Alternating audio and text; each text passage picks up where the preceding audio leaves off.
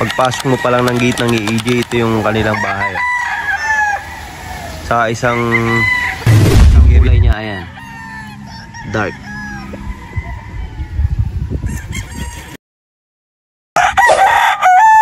Para na rin siyang golden boy. Ayan. Magandang. Ito mga idol, isa sa mga signature line ng EJ, isang light side ng Gilmore. Ayan. So syempre stag pa lang to. Quality. Tatak EJ syempre. Ayun mga idol, isang straight comb na ngayon nga ay napuntahan na natin ang isa sa pinakamalaki, pinakamaganda at pinakasikat na farm dito sa Batangas. Ito'y walang iba kundi ang EJ G Farm na matatagpuan nga dito sa Barangay Suplang, Tanawan, Batangas. At bago nga tayo magpatuloy ay aalamin muna natin kung ano nga ba ang ibig sabihin ng EJ. Ang salitang EJ pala ay hango sa pangalan ng tatlong magkakapatid na sina Sir Arnold, Erwin at Jerry. At sa pagkakadating nga dito ay nalaman ko rin ang mga ilang basic informasyon tungkol sa EJ. Katulad kung gaano nga ba kalaki ang kanilang farm, gaano karami ang kanilang cording area, gaano karami ang napuproduce nilang mga stock, at syempre ang SRP ng kanilang mga alaga dito. Ilan lang yung mga yan sa tatalakayin natin ngayong araw dito sa ating vlog, farm tour natin dito sa EJ. Kung gusto mo ang malaman ng mga informasyon ito, ay wag mo sanang i-skip itong ating video. Sana'y mapanood mo ito hanggang dulo. At dito na nga tayo mag-uumpisa sa ating talakayan ngayong araw. Gaano nga ba kalawak ang farm ng EJ? Ang kabuuang sukat pala ng EJ ay umaabot sa 27 hektar. At sa 27 hektar, gaano nga ba karami ang cording area nila? At sa ganong kalawak na lupain ay ang kanilang cording area ay naglalaman lang naman ng 5,300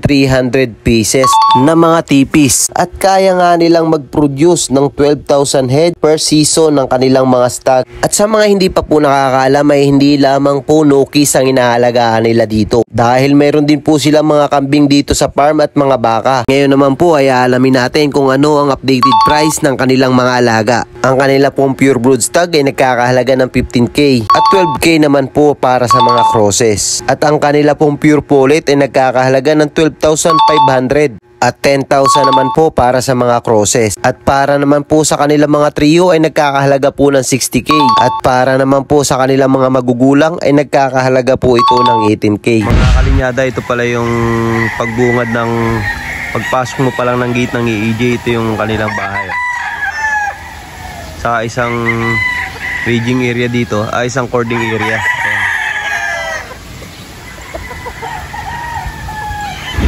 Ito yung bungad ng EJ mga kalinyada. Ayan. So meron isang magandang pwestuhan dito.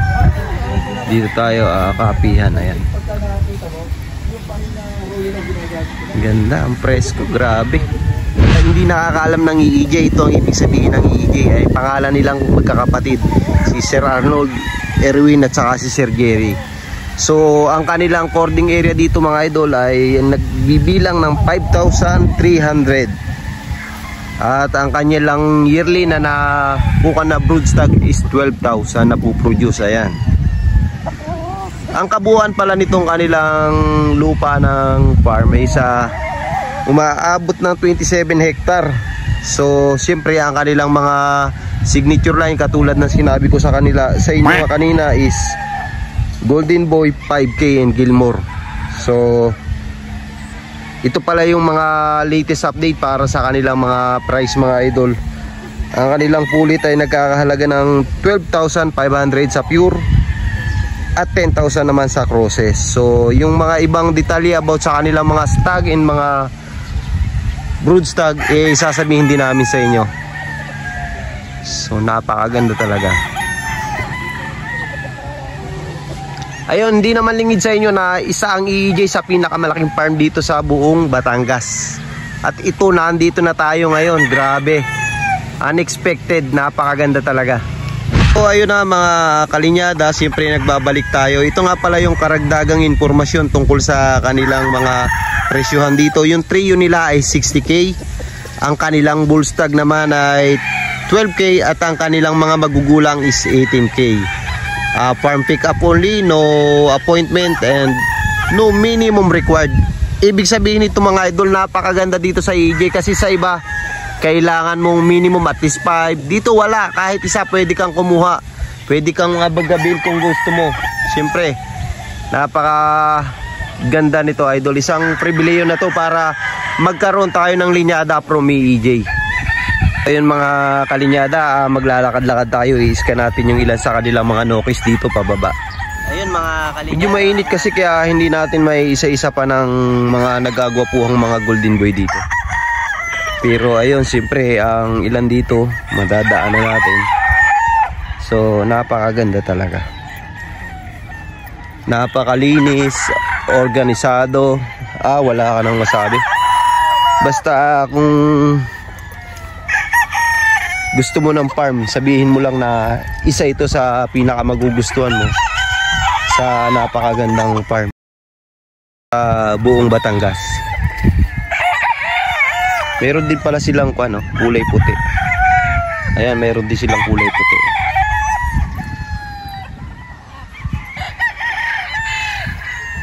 So syempre ang kanilang mga signature line ito, katulad nito. Habang lumalapit tayo, lumalapit din sa atin isang golden boy. Yan, poging-pogi, golden boy.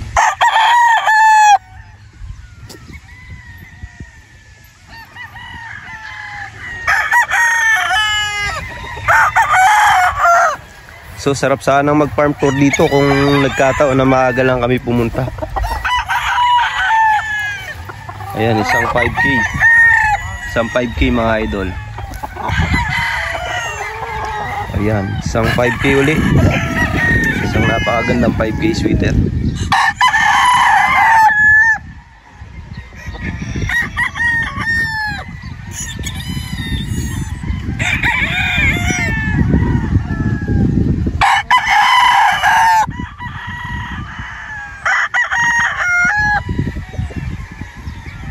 Ayun din sa gilid ng kanilang farm, makikita nyo yung mga flying pin, andun yung mga pulit.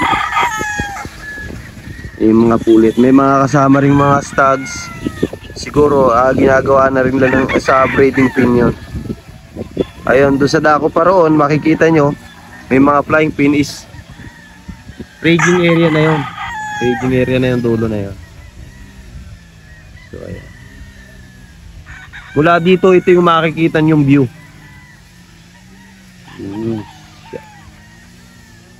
Oh, yan. Yan yung kanilang view. So, ayun mga kalinyada, sa dako pa roon, makikita nyo siyempre yung kanilang mga, ayan, may mga kambing sila doon. At yung raging area pa sa dako doon, sa dulo doon, makikita nyo parang golf course kaganda. Kung nakikita nyo ng personal, sobrang ganda, ayan. Grabe.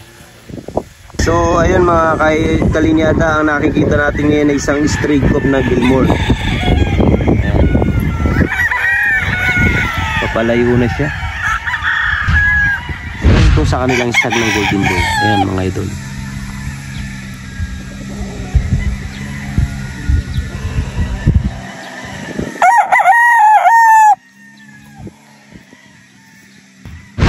Ayan mga kalinyada, napakapupugi ng kanilang mga golden boy dito. Ang pupusyaw ng kulay. Mga kalinyada, isang golden boy sweater ulit.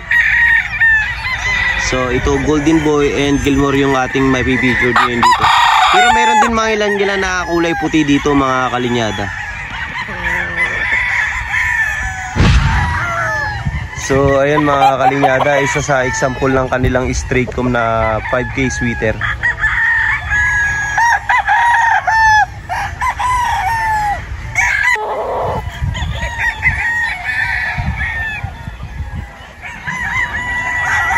So ayun mga kalinyada, siyempre ang EJ na Gilmore daw is mayroong light side at mayroong dark side. So ang nakikita natin ngayon, isang napakagandang Gilmore na light side na parang nag-aalok pumpkin na siya. Ayan. Ang ganda.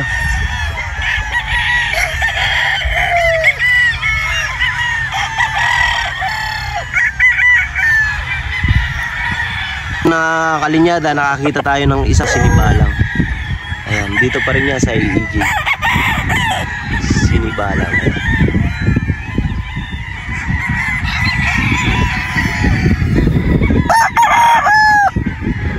So syempre ang kanilang Golden Boy sweater. Ayan.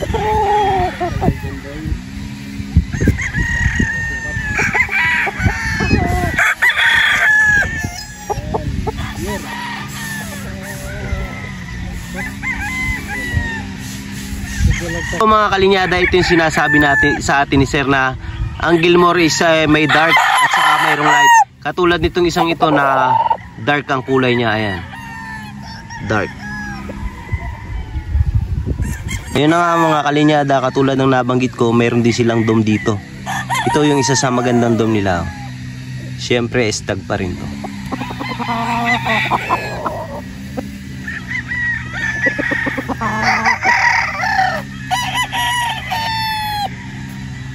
Yan, may Gilmore pa doon na maganda. Yan mga idol sa Gilmore. Gaya nga nung nabanggit ko, hindi natin may isa-isa, yung ilan-ilan lang. Ayan mga idol, isang straight comb na Gilmore.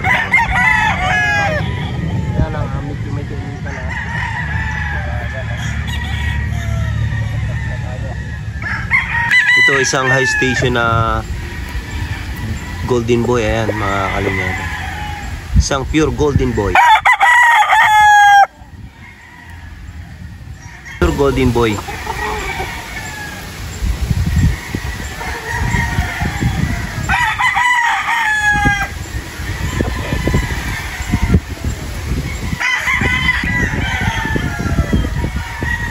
So ito part pa rin ng cording area ng EEJ ito. Nakikita natin isang pure Golden Boy. So ayun yung kanilang bahay. Golden Boy. Sa isang straight comb na Gilmore. Straight comb na Gilmore mga kalinyada. Ayan. So ayun na nga mga kalinyada, siyempre mayroon din akong ipapakita sa inyo na isang dome. Ayan, isang dome. Medyo bata-bata pa rin. Hindi pa katandaan pero ganda. Ang Gilmore na straight comb, medyo light na rin siya. Para na rin siyang Golden Boy. Ayan. Pagandang. So ito mga idol, isa sa mga signature line ng EEJ, isang light side ng Gilmore. Ayan. So syempre stag pa lang to. Quality. Tatak EEJ syempre. Ayan mga kalinyada, isang Golden Boy. So ang nakikita natin ngayon mga kalinyada, isang P-comb na street breed ng Golden Boy. Ayan mga kalinyada, napakapupugi ng kanilang mga Golden Boy dito. Ang pupusyaw ng kulay, oh. Straight comb na Gilmore mga kalinyada. Ayan. Sa isang straight comb na Gilmore.